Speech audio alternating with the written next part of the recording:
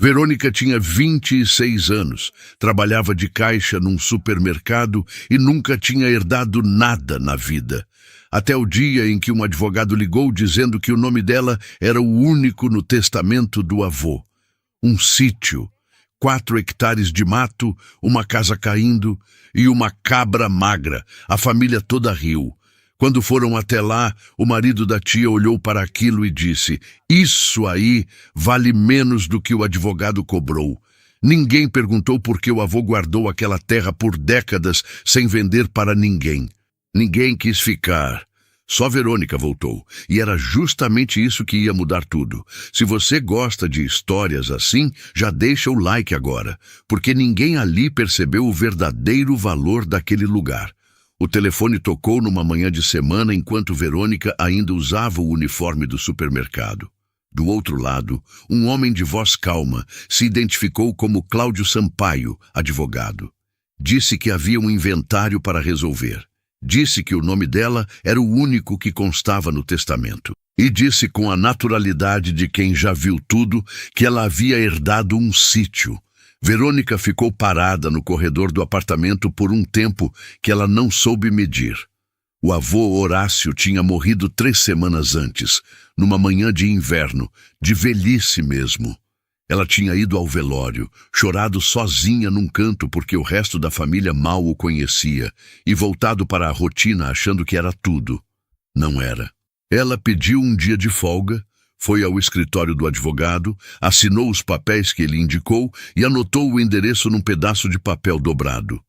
O sítio ficava a quase 200 quilômetros da cidade, numa estrada vicinal que o GPS não reconhecia direito. O nome pintado à mão num portão de madeira podre dizia Sítio Campo Verde.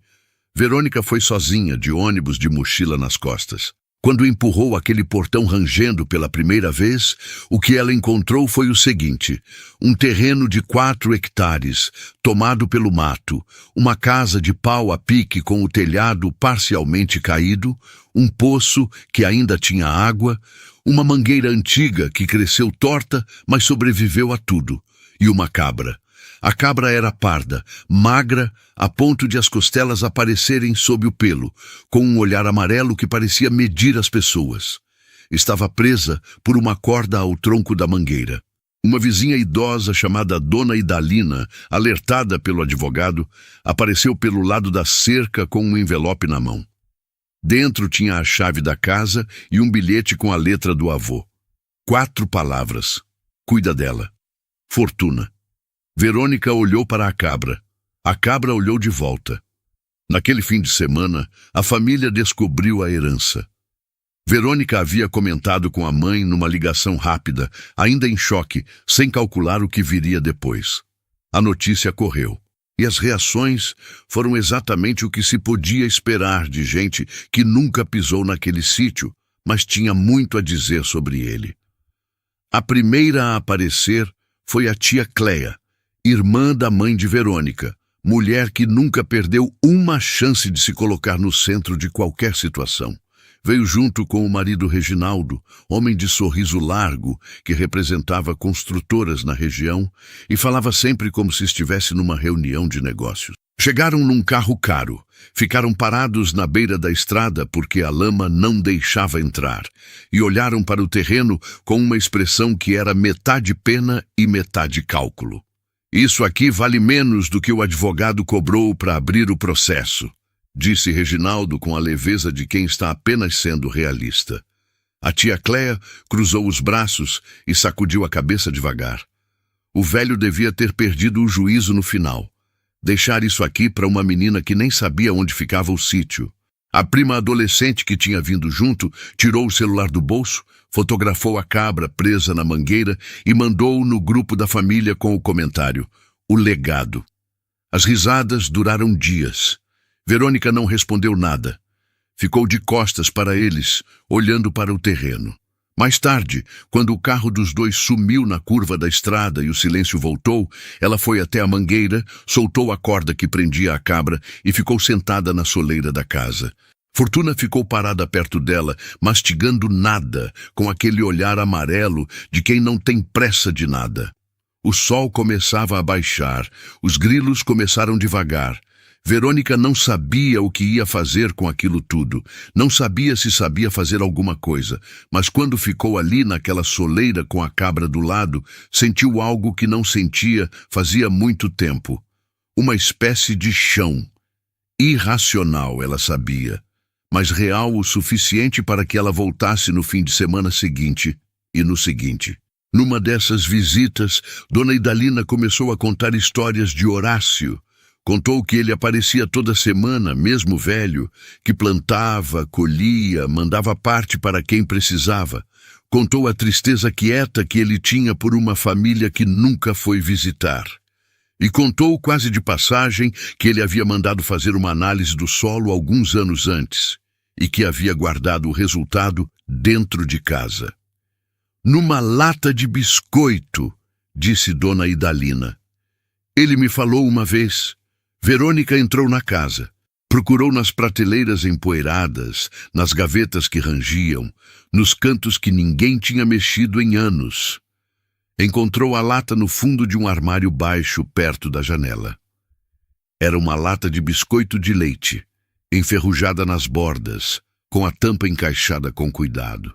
Dentro dela havia um documento dobrado em 4, o laudo de análise do solo e um envelope fechado. No envelope, escrito à mão com a letra firme do avô, estava o nome dela. Só o nome dela. Verônica ficou parada com o envelope nas mãos por um longo momento, sem abrir. Lá fora, Fortuna pastava debaixo da mangueira como se aquele dia fosse igual a qualquer outro. O que estava escrito naquele envelope ia explicar por que o avô nunca vendeu aquele terreno. E ia explicar por que Reginaldo havia tentado comprá-lo 3 anos antes, sem que ninguém na família soubesse. A letra do avô era firme, inclinada para a direita, do tipo que se aprendia na escola pública nos anos 50 e nunca se esquecia. Verônica leu a carta 2 vezes antes de conseguir processar o que estava escrito. Horácio sabia que estava ficando velho. Sabia que o coração já não era o mesmo e que os anos pesavam diferente depois dos 80. Por isso escreveu a carta 2 anos antes de morrer, num dia de chuva fina, sentado à mesa da cozinha com uma caneta que precisava ser sacudida de vez em quando. Ele explicava que o sítio era a única coisa que tinha construído com as próprias mãos, que havia chegado àquela terra com nada, havia derrubado mato, aberto poço, plantado o que dava e aprendido o que não sabia, que não queria ver aquilo virar especulação, palavra que ele usou com cuidado, como quem sabe o peso exato dela. E então explicava por que tinha escolhido Verônica. Numa tarde, quando ela tinha 12 anos e ele tinha aparecido na cidade com a sacola de goiabas que sempre trazia, ela tinha ficado sentada com ele no degrau da varanda por horas, sem precisar falar nada, sem perguntar quando ia embora, sem olhar para o relógio, sem parecer que estava esperando outra coisa. Só ficou. E Horácio escreveu que naquele momento soube que ela era a pessoa certa. No final da carta, 3 palavras. O laudo explica. Verônica dobrou a carta com cuidado e colocou de volta no envelope. Ficou olhando para o documento técnico por um momento sem abri-lo. Como quem sabe que o que vem a seguir vai mudar alguma coisa e quer ter um segundo antes de mudar. Depois abriu. Era um laudo de análise de solo, com data de 4 anos atrás, emitido por um laboratório da cidade mais próxima. Tinha gráficos, tabelas, números que ela precisou ler devagar para entender. O terreno tinha composição rara para a região. Solo profundo, bem drenado, com equilíbrio de nutrientes que dispensava boa parte da correção química que outras propriedades rurais precisavam fazer antes de plantar. E no rodapé, numa nota manuscrita com a mesma letra inclinada da carta, nascente subterrânea confirmada.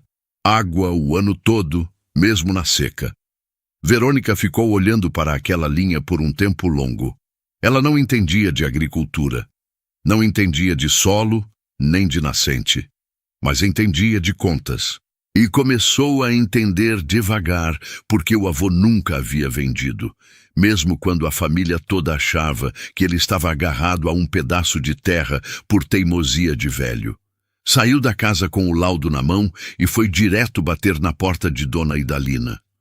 A vizinha tinha 73 anos, memória boa, e o hábito de responder com histórias que pareciam ir para um lado, mas chegavam no ponto certo. Verônica ficou na varanda tomando café ralo e mostrando o laudo sem saber bem que perguntas fazer. Dona Idalina olhou os papéis, assentiu devagar, como quem reconhece algo que já sabia, e então disse: "Você sabe por que ele comprou a cabra?" Verônica olhou para a Fortuna, que pastava debaixo da mangueira com a indiferença de sempre. "Ele me disse que o nome era Fortuna", ela respondeu. "O nome não foi por acaso", disse Dona Idalina, e contou. Horácio havia comprado a cabra 2 anos antes de morrer, de um criador experiente da região, depois de pesquisar por meses. Era uma boer cruzada, raça desenvolvida para a produção de carne, mas cujo leite, quando o animal era bem manejado, tinha uma gordura e uma consistência que queijeiros artesanais procuravam com dificuldade. A região não tinha nenhum produtor desse tipo de leite. Havia demanda sem fornecimento.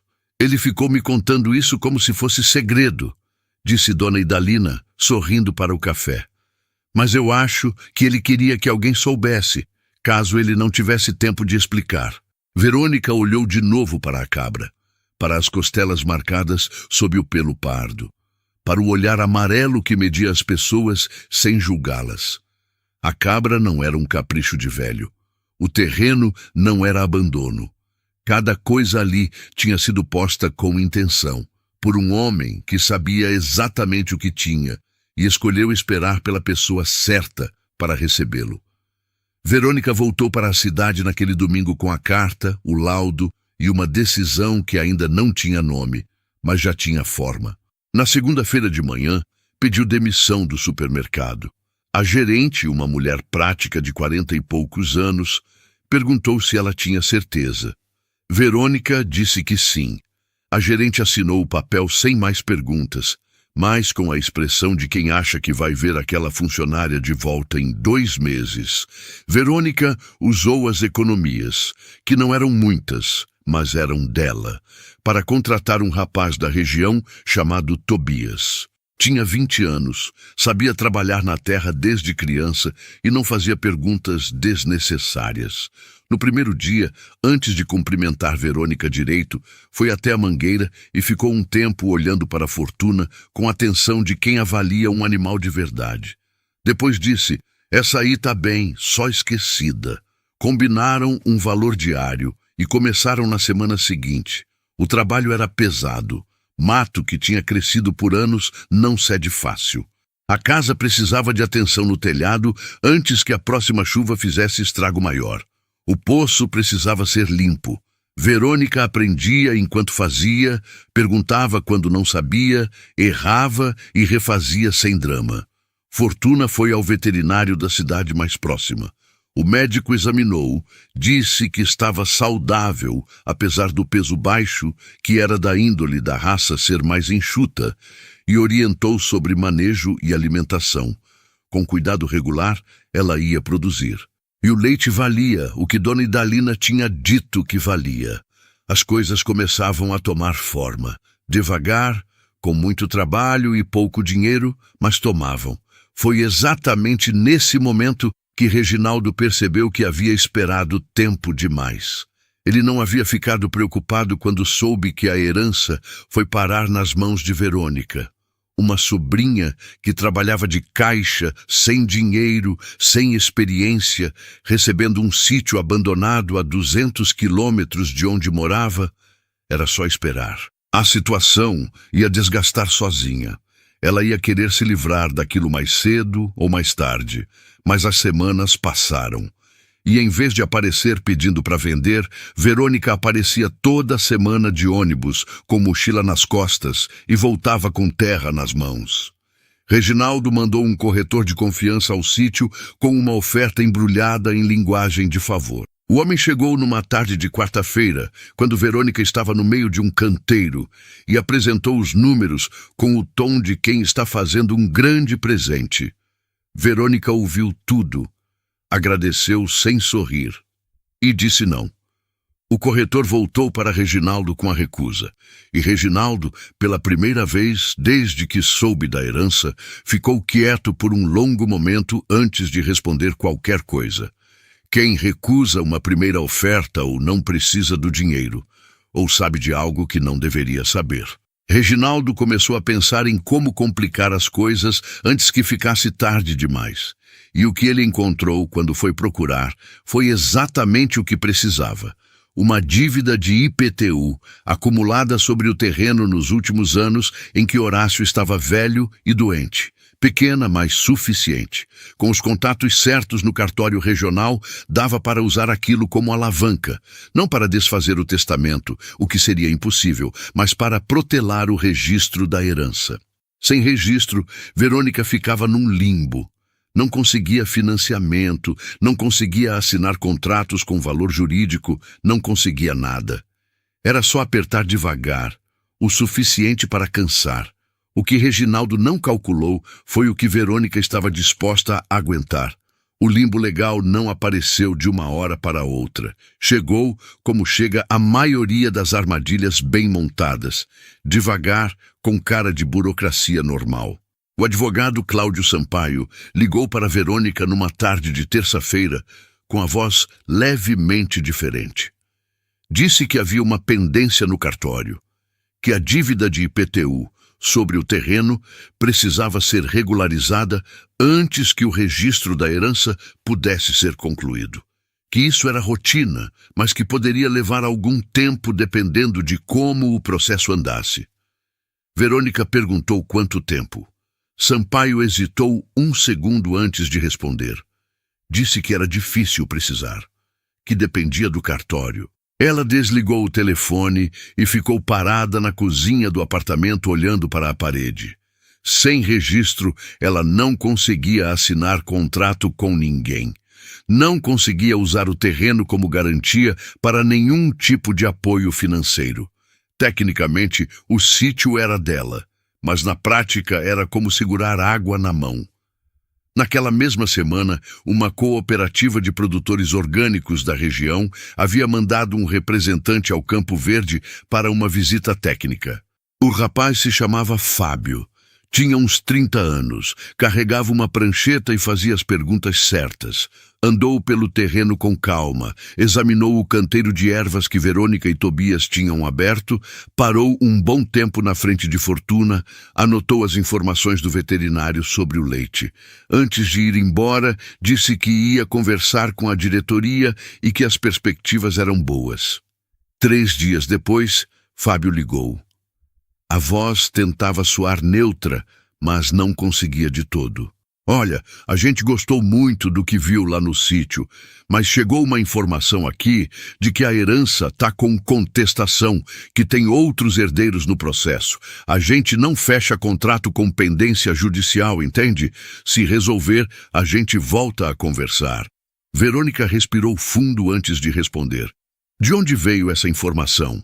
Fábio hesitou 2 segundos. Eu ouvi de alguém no setor. Não sei ao certo de onde veio. Ela agradeceu com a voz firme e desligou. Ficou olhando para o telefone por um tempo que não soube medir. Não havia contestação nenhuma. Não havia outro herdeiro. O testamento era claro. O advogado havia confirmado isso desde o início. Alguém havia inventado aquela história e a havia colocado em circulação com cuidado suficiente para que chegasse na cooperativa antes que qualquer contrato fosse assinado. Verônica foi ao sítio naquele fim de semana sem contar nada para ninguém. Trabalhou o dia inteiro com Tobias sem mencionar a ligação. Só à tarde, quando ele foi embora, ela ficou sentada na soleira com Fortuna ao lado e deixou o silêncio fazer o que o silêncio faz. A resposta veio de onde menos esperava. Dona Idalina apareceu no dia seguinte com uma travessa de angu e a história que Verônica precisava ouvir. A vizinha tinha ouvido de um conhecido que ouviu de outro. O tipo de cadeia que em cidade pequena funciona melhor do que qualquer investigação formal. O boato havia surgido num almoço de negócios na cidade mais próxima. Alguém tinha comentado de passagem, como quem não quer nada, que o Campo Verde tinha contestação em andamento, que era melhor não se envolver. E esse alguém tinha sido visto chegando junto com Reginaldo. Verônica comeu o angu em silêncio. Agradeceu Dona Idalina. E quando a vizinha foi embora, ficou um longo tempo parada na varanda que Tobias tinha consertado na semana anterior. O que Reginaldo havia feito era simples e eficiente. Não precisava de documento, não precisava de prova, não precisava de nada que pudesse ser rastreado diretamente até ele. Era só uma conversa num almoço. Uma informação que viajava sozinha. E bastava chegar num lugar certo, como numa cooperativa que estava prestes a assinar contrato, para fazer estrago suficiente. Verônica entendeu naquela tarde que estava lidando com alguém que sabia o que fazia, que não ia errar por descuido, que ia apertar devagar nos lugares certos até ela cansar. O problema é que ela ainda não tinha canteiro pronto, contrato assinado ou dinheiro sobrando. Tinha um terreno em desenvolvimento, uma cabra saudável, um rapaz de 20 anos que aparecia todo dia sem reclamar, e uma carta de um homem morto que havia apostado nela quando ninguém mais apostava. Naquela noite, pela primeira vez desde que havia pedido demissão, Verônica pensou em desistir. Não com vontade, mas com aquela clareza fria de quem faz conta. O apartamento que ia precisar voltar a dividir. Uniforme do supermercado, a gerente que havia assinado o papel com a expressão de quem esperava ver ela de volta. Ficou com esse pensamento até perto da meia-noite. Depois pegou o telefone e mandou uma mensagem para Tobias. Amanhã tem serviço, pode vir mais cedo. Tobias respondeu em menos de 1 minuto. Tô lá às 6. Na manhã seguinte, os dois abriram mais um trecho do canteiro. O sol ainda estava baixo quando Verônica enfiou a enxada na terra pela primeira vez do dia. Tobias trabalhava do outro lado sem precisar de conversa. Fortuna pastava perto da mangueira com a rotina de sempre. Foi no meio da manhã, quando Verônica foi buscar água no poço, que percebeu. A corda estava no chão perto da mangueira, solta, sem sinal de corte, sem marca de arrebentamento. Como se alguém tivesse desfeito o nó com paciência, ou como se a própria cabra tivesse encontrado um jeito. Fortuna não estava em lugar nenhum. Verônica chamou Tobias sem gritar. Só foi até onde ele estava e disse, com a voz plana de quem ainda não sabe o tamanho do problema. A Fortuna sumiu. Tobias largou a enxada e os dois começaram a procurar. Percorreram o terreno inteiro. Tobias foi pela divisa do lado esquerdo, onde a cerca de arame estava mais baixa e tinha um ponto que precisava de conserto há semanas. Verônica foi pelo lado da nascente, onde o mato ainda estava mais alto e a visibilidade era curta. Chamaram o nome da cabra mais vezes do que fazia sentido chamar. Fortuna não havia dado nenhum sinal até hoje de que respondia ao próprio nome, mas chamaram assim mesmo, porque é o que se faz quando não se sabe mais o que fazer. Nada. Dona Idalina apareceu quando o sol já estava alto, alertada pelo neto que tinha visto os dois andando pelo terreno com cara de problema. Mandou o menino, 12 anos, varrer os arredores fora do sítio a pé. O menino foi sem reclamar, com a seriedade de quem recebeu uma missão importante.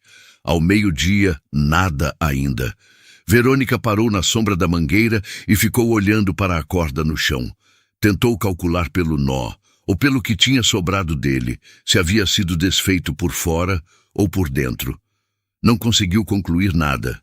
A corda estava apenas solta, como se o mundo tivesse simplesmente decidido que Fortuna podia ir. Tobias voltou com o rosto vermelho de sol e a expressão de quem não tem boa notícia. Disse que tinha verificado o ponto da cerca baixa. O arame estava intacto, sem sinal de que algo havia passado por ali forçando. Disse que tinha ido até a estrada vicinal e não viu rastro. Disse que podia voltar a procurar se ela quisesse. Verônica disse que não precisava por hoje, que ele podia ir. Ficou sozinha no terreno pela primeira vez em semanas. Sentou na soleira da casa com as mãos no colo e deixou o silêncio pousar. Lá fora, o fim de tarde ia chegando devagar. Os grilos começavam. A mangueira balançava pouco com um vento que mal existia. Ela sabia, com a parte racional da cabeça, que Fortuna era uma cabra, que cabras somem e aparecem, que animais escapam, vagam, voltam ou não voltam e que a vida continua de qualquer jeito. Sabia disso tudo. Mas Fortuna era o único fio vivo que ainda ligava direto ao avô. Era o contrato que ainda não tinha assinado. Era o queijo que ainda não tinha feito. Era tudo que o sítio podia ser antes de ser qualquer coisa concreta. E naquela tarde, com o boato de Reginaldo ainda fresco, o registro ainda preso no cartório e a cooperativa fora de alcance, perder Fortuna parecia o tipo de coisa que desequilibra uma pilha que já estava no limite. Verônica não chorou muito. Ela chora pouco, guarda para dentro. Mas ficou até escurecer, sem se mexer da soleira. E pela segunda vez em dias, pensou no apartamento, no uniforme, na gerente que havia assinado o papel sem surpresa. Dessa vez, o pensamento durou mais. Dormiu mal naquela noite. Acordou antes do alarme, ainda escuro, com aquela sensação de peso que a noite ruim deixa no peito. Ficou deitada por um momento, calculando se levantava ou não. Levantou. Chegou ao sítio com a luz ainda baixa e rósea, do tipo que não dura mais de 20 minutos. Tobias ainda não havia chegado. Verônica foi direto para o fundo do terreno, o único canto que não tinham verificado com cuidado no dia anterior. Uma área com pedras antigas empilhadas que formavam uma espécie de meia parede baixa, resto de uma divisão que devia existir ali décadas atrás. O lugar ficava sempre na sombra até quase o meio-dia. Fortuna estava lá, deitada na sombra fresca das pedras, as pernas dobradas sob o corpo, as costelas levemente visíveis sob o pelo pardo como sempre. Quando Verônica chegou perto, a cabra levantou a cabeça e ficou olhando com aquele olhar amarelo de quem não deve explicação a ninguém. Depois se levantou devagar, sacudiu o corpo uma vez e voltou a pastar como se nada tivesse acontecido. Verônica ficou parada com as mãos nos joelhos por 1 minuto inteiro. Quando Tobias chegou e ela contou, ele sorriu com o canto da boca e disse apenas: Ela foi descansar. Verônica não respondeu, mas sentiu alguma coisa afrouxar no peito, o tipo de coisa que só afrouxa quando a tensão passa e você percebe o quanto estava segurando. Trabalharam o dia inteiro. À tarde, Verônica foi até a cidade de ônibus e entrou no escritório do advogado sem avisar. Cláudio Sampaio estava na mesa, com papéis espalhados e o semblante de quem é interrompido com frequência, mas aprendeu a não demonstrar. Verônica sentou na cadeira da frente, sem esperar ser convidada, e foi direta. Disse que sabia que havia interferência externa no processo do cartório. Disse que tinha fundamento para acreditar nisso, sem entrar em detalhes sobre a fonte. E disse que queria saber o que era possível fazer. Não daqui a 3 meses, agora. Sampaio a ouviu sem interromper. Quando ela terminou, tirou os óculos, limpou as lentes devagar com um pano e colocou de volta. Disse que já havia suspeitado que o travamento no cartório não era só burocracia. Disse que havia instrumentos legais para pressionar o andamento do processo. Requerimentos formais, prazos que podiam ser cobrados, recursos que podiam ser apresentados. Disse que ia custar dinheiro. Verônica perguntou quanto. Ele deu um número. Ela ficou quieta, calculando por alguns segundos. O número cabia no que ainda restava das economias. Por pouco, e desde que mais nada saísse errado, até o registro ser concluído. E a dívida do IPTU? Ela perguntou. Precisa ser quitada primeiro.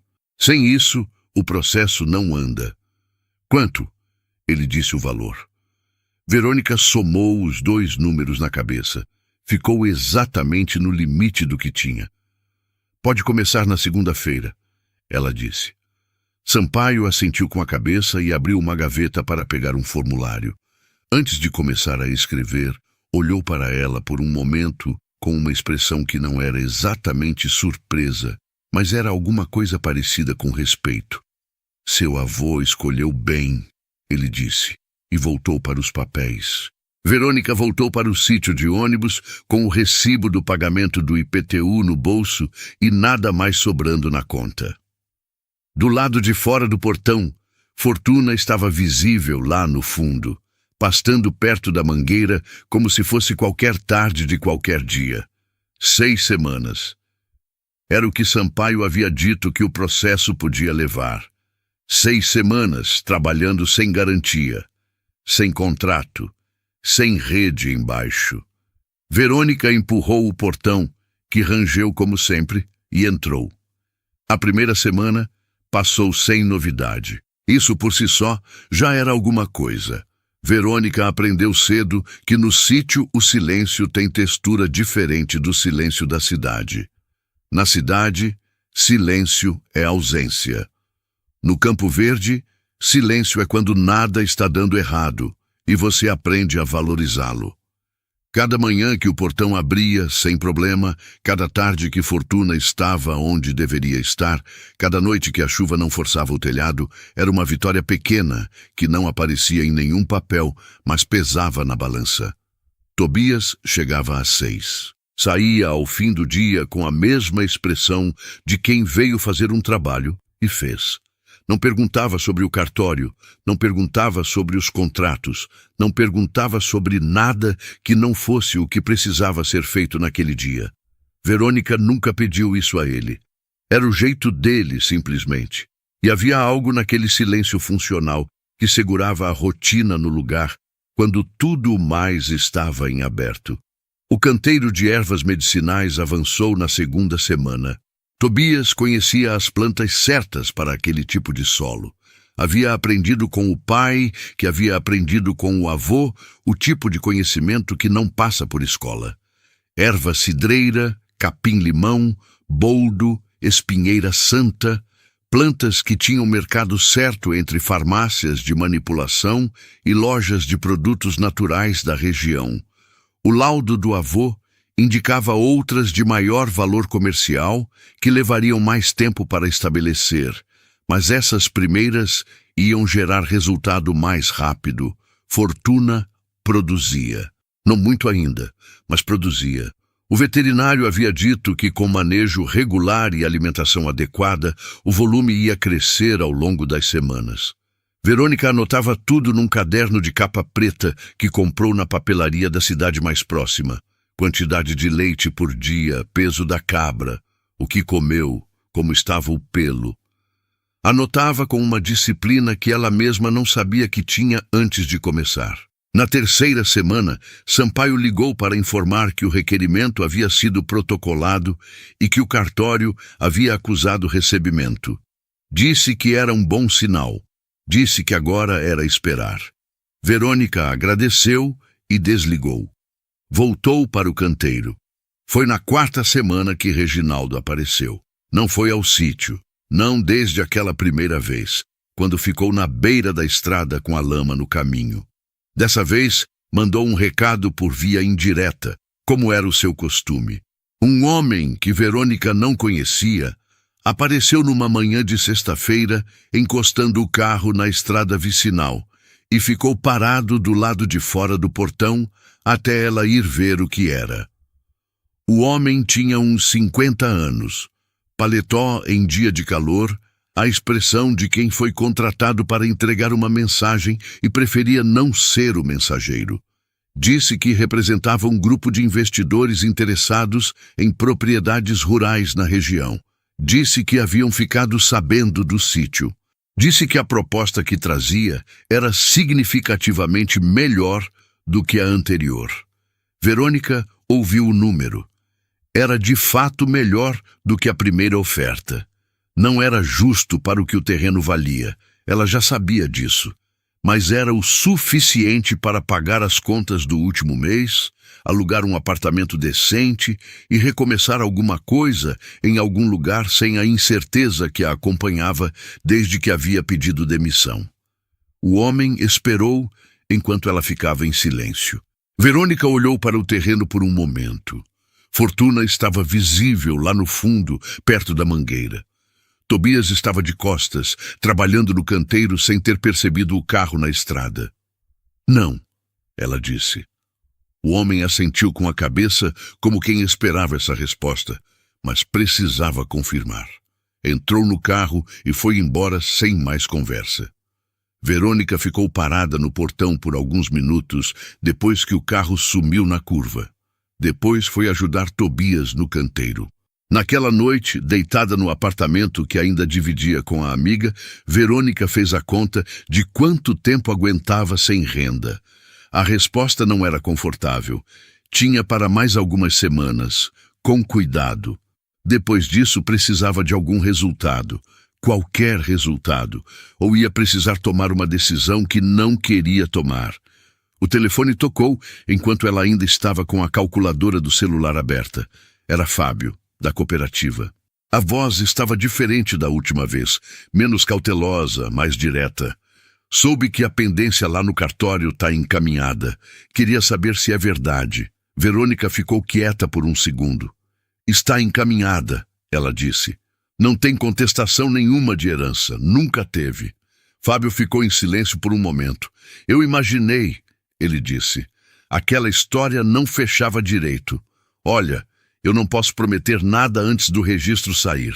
Mas se sair, a gente quer voltar a conversar. O que a gente viu lá no sítio era sólido. Verônica agradeceu com a voz firme. Quando desligou, ficou olhando para o teto por um tempo. Era pouco. Era uma conversa, não um contrato. Era uma porta entreaberta, não uma garantia. Mas era alguma coisa. Na quinta semana, o telhado da casa cedeu num canto que Verônica ainda não havia conseguido reformar. A chuva da madrugada entrou por uma área de quase 1 metro quadrado e encharcou parte do chão de terra batida da sala. Verônica chegou pela manhã, avaliou o estrago, foi à cidade comprar telha e voltou com Tobias para resolver antes da chuva da tarde. Resolveram. Custou o que ela não tinha planejado gastar. Mas resolveram. Na manhã do 42º dia, desde que Sampaio havia protocolado o requerimento. Verônica havia parado de contar depois da 3ª semana, mas o número ficou guardado em algum lugar da cabeça.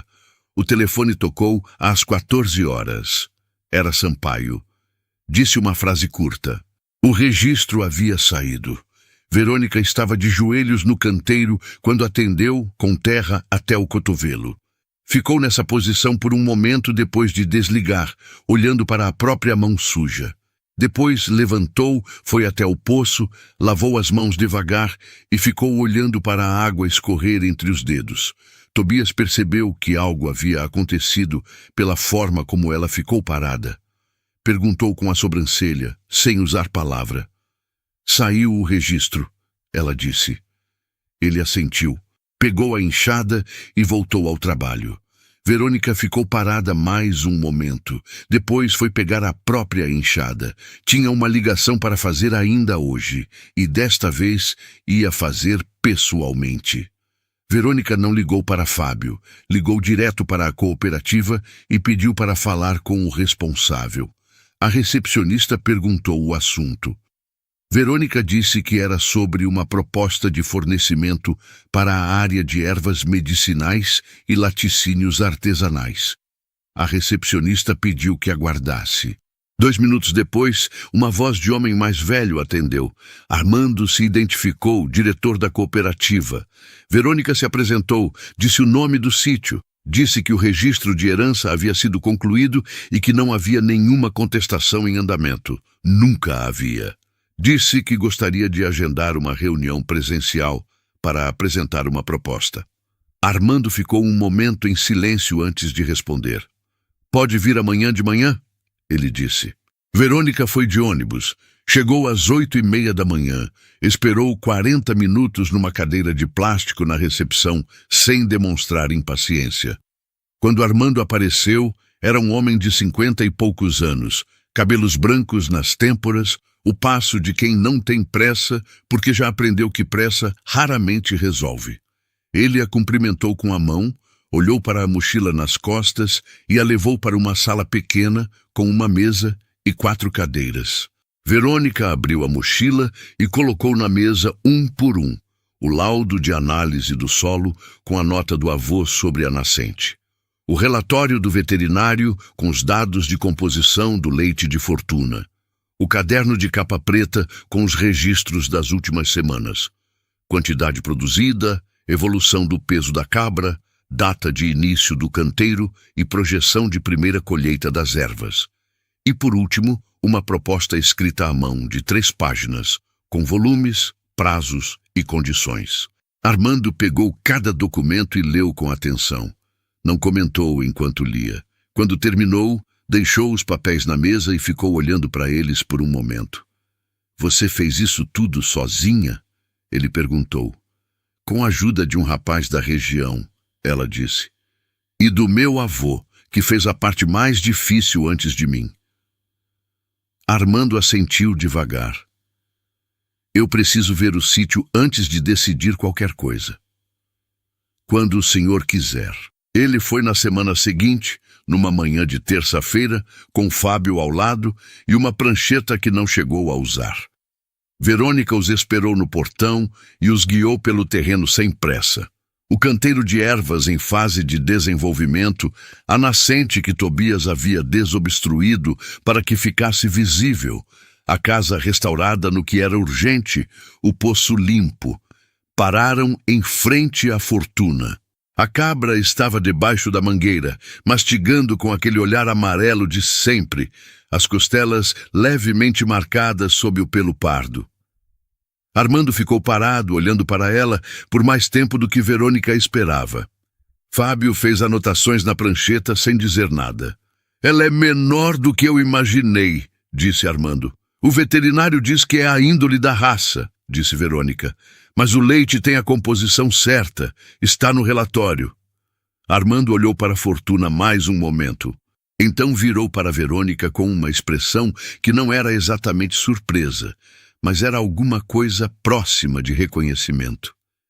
"Seu avô sabia o que tinha aqui", ele disse. "Sabia", ela respondeu. Assinaram o contrato de fornecimento 2 dias depois, numa tarde de quinta-feira, na mesma sala pequena com mesa e 4 cadeiras. O contrato previa entrega quinzenal de ervas medicinais assim que o canteiro atingisse volume mínimo, o que o próprio Fábio havia estimado em 6 a 8 semanas, e fornecimento regular de leite de Fortuna para 2 queijeiros artesanais parceiros da cooperativa, com preço fixado acima do mercado convencional pela especificidade do produto. Verônica assinou com a caneta que Armando empurrou na direção dela. Devolveu a caneta. Dobrou a sua cópia do contrato e colocou na mochila. "Má, pode ir preparando o canteiro", disse Armando, levantando da cadeira. "A gente já tem comprador esperando." Verônica voltou de ônibus com o contrato na mochila e a cabeça quieta. Não era euforia, era algo mais fundo. O tipo de alívio que vem depois de meses segurando a respiração sem perceber e que só se nota quando você finalmente solta. Reginaldo soube do contrato assinado pela mesma rede de conversas laterais que havia usado para espalhar o boato da contestação. A ironia não era discreta. A informação chegou até ele num almoço de negócios, exatamente o tipo de ambiente onde ele costumava trabalhar, através de alguém que havia ouvido de outro que havia falado com um dos queijeiros parceiros da cooperativa. Ele não disse nada quando ouviu. Pediu mais água, continuou o almoço e foi embora mais cedo do que o previsto. Naquela tarde, pela primeira vez desde que havia ficado na beira da estrada, olhando para o terreno encharcado, Reginaldo abriu a gaveta do escritório e tirou de dentro dela uma cópia da carta que havia enviado a Horácio 3 anos antes. A proposta de compra enviada pelo intermediário, com o valor irrisório que o velho havia recusado sem sequer negociar.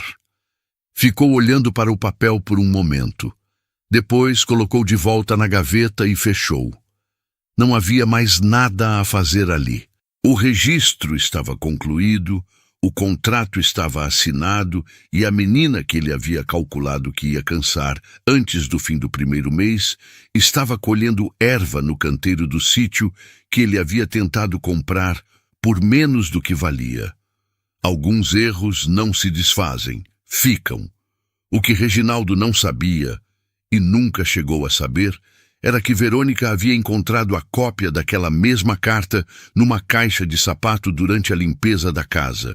A carta com o carimbo do intermediário, a data de 3 anos atrás, e o valor oferecido que Horácio havia recusado sem escrever uma palavra em resposta. Verônica havia entregado a carta ao advogado Cláudio Sampaio, que a guardou numa pasta própria a pedido dela, para o caso de precisar algum dia. Até agora não havia precisado, mas estava lá. Alguns recados não precisam ser ditos em voz alta para serem ouvidos. Faltava uma coisa, a última, a que Verônica havia pensado desde o começo, mas deixado para o momento certo. Tobias apareceu na manhã seguinte com 2 tábuas de madeira e um pote de tinta preta. Perguntou que letra ela queria. Verônica disse que a dele estava boa. Levaram 1 hora para pregar a placa nova no portão, logo abaixo do nome do sítio pintado à mão pelo avô. Em letras menores, firmes, sem enfeite, queijo Fortuna, leite de cabra artesanal. O portão rangeu quando fechou. Fortuna pastava lá no fundo, sem olhar para ninguém. Faltava um capítulo. O que a família ia encontrar quando chegasse na feira. A feira de produtores acontecia numa praça coberta a 40 quilômetros do Campo Verde, numa manhã de sábado com sol forte e brisa que não resolvia o calor. Verônica chegou cedo, antes de a maioria das bancas estar montada com uma caixa de papelão, um tecido de linho bege dobrado em 4 e 2 tábuas de madeira que Tobias havia lixado durante a semana. Montou a banca devagar, sem pressa. O tecido sobre as tábuas, 3 potes de vidro com ervas secas, erva cidreira, capim-limão e espinheira santa, etiquetados à mão com o nome da planta e o nome do sítio. 2 queijos redondos que um artesão parceiro da cooperativa havia produzido com o leite de Fortuna, cada um com um cartão de papel escrito à mão, indicando a origem e o preço. O preço não era barato. Verônica havia calculado com cuidado e chegado num número que era justo para o que o produto era, não para o que as pessoas estavam acostumadas a pagar por queijo de prateleira. Do lado de fora da feira, amarrada a um poste de sombra com uma corda nova, estava Fortuna. Verônica havia decidido isso na semana anterior e Tobias havia concordado sem comentário. Seria injusto deixar a cabra em casa no dia da estreia. Fortuna ficou parada na sombra, com o olhar amarelo de costume, as costelas levemente visíveis sob o pelo pardo, completamente indiferente ao movimento das pessoas passando. As primeiras horas foram calmas. Alguns curiosos paravam, liam as etiquetas, perguntavam sobre as ervas. 2 mulheres compraram os potes de erva cidreira. Um senhor de chapéu perguntou sobre o queijo, ouviu a explicação sobre Fortuna, olhou para a cabra lá fora com expressão avaliativa e comprou metade de um dos 2 queijos. Uma fila pequena, mas real, foi se formando devagar. Foi quando a prima apareceu. Vinha com uma amiga, as 2 de óculos escuros e chinelo, fazendo o circuito da feira sem pressa. Quando reconheceu Verônica, parou com aquela expressão de quem não sabe o que fazer com o próprio rosto. Olhou para a banca, olhou para os potes, olhou para o cartão com o preço do queijo e ficou parada por alguns segundos. A amiga inclinou o corpo e disse em voz baixa, mas não baixa o suficiente: "É ela?" A prima respondeu que sim com um movimento de cabeça, quase imperceptível. A amiga olhou para o queijo de novo. "Nossa, tá caro." Foi nesse momento que uma mulher de uns 50 anos, que estava esperando do lado, pegou um dos queijos com a naturalidade de quem já sabe o que quer e disse, sem se dirigir a ninguém em especial: "Caro é o do mercado, que não presta." Colocou na sacola, pagou o valor exato sem pechinchar e foi embora. A prima ficou olhando para o espaço que a mulher havia deixado. Depois, olhou para Verônica, que estava atendendo a próxima pessoa na fila sem ter prestado atenção em nenhum dos dois. A prima não comprou nada. Foi embora rápido com a amiga, mas Verônica a viu parar uns 10 metros adiante, tirar o celular do bolso e fotografar a banca de longe. Não disse nada. Virou para o próximo cliente. 20 minutos depois, a tia Cléia apareceu. Veio sozinha, sem avisar, sem Reginaldo. Morava na cidade mais próxima e ia àquela feira com frequência. Conhecia cada banca, sabia cada preço. Quando viu Verônica do outro lado da praça, diminuiu o passo antes de parar completamente. Ficou parada por uns 3 segundos, tempo suficiente para 4 ou 5 pessoas passarem entre elas. E então, atravessou devagar. Chegou na banca sem pressa. Olhou para os potes de ervas, leu as etiquetas com atenção. Olhou para o queijo que sobrou. Leu o cartão com a origem. Olhou para a fila que ainda tinha 2 pessoas esperando. Uma das mulheres na fila comentou para a outra, sem baixar a voz: "Esse queijo aqui é de cabra artesanal. Dizem que é o primeiro da região." A tia Cléia não respondeu. Ficou de costas para ela, olhando para a banca. Depois olhou para a Fortuna do lado de fora. A cabra estava de costas naquele momento, pastando com a indiferença habitual, as costelas levemente visíveis sob o pelo. A tia ficou olhando para a cabra por um momento que durou mais do que qualquer um esperava. Então, pegou o último queijo. Colocou na frente de Verônica sem pedir preço, sem perguntar nada. Abriu a carteira e contou o valor exato, nota por nota, com cuidado. Quando guardou o troco, ficou de cabeça baixa por um segundo antes de olhar para cima. "Ficou bonito o que você fez aqui", disse em voz baixa, sem olhar nos olhos. E foi embora antes que Verônica conseguisse responder qualquer coisa. Verônica ficou olhando para o espaço onde a tia havia estado. Uma cliente nova chegou do lado e perguntou se ainda tinha queijo. Verônica olhou para a banca. Não tinha mais nenhum. "Acabou", ela disse. E mulher fez uma expressão de decepção genuína e perguntou quando haveria mais. Verônica disse que na próxima feira. A mulher pediu para anotar o nome do sítio. Verônica pegou um pedaço de papel, escreveu à mão e entregou.